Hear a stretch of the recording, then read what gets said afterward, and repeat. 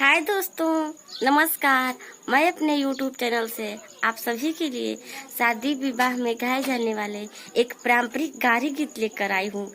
अगर पसंद आए तो मेरे चैनल को लाइक, सब्सक्राइब और शेयर जरूर कीजिएगा।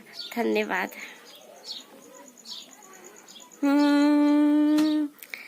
कि दही बेचे आईली, कि दही बेचे आईली, बिरिजवा के नार कहेले ला दही ललचावेली।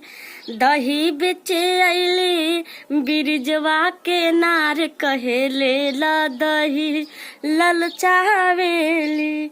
ललचावेली ललचावेली ललचावेली ललचावेली। दही बेचे आईली, बिरिजवा के नार कहेले ला दही ललचावेली। दही बेचे आईली, बिरिजवा के नार कहेले ला दही ललचावेली।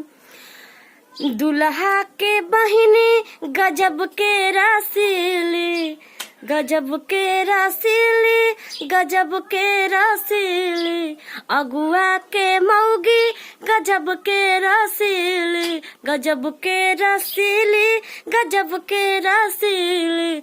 समधी के मौगी गजब के रसीली।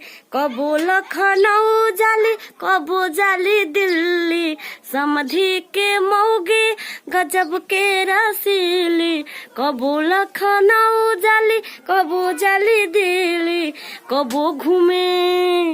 कबो घूमे लेके चर चर गोयार कहेले ला दही ललचावेली।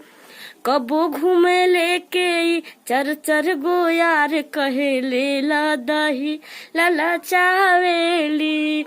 दही बेचे आईली, बिरिजवा के नार कहेले ला दही ललचावेली।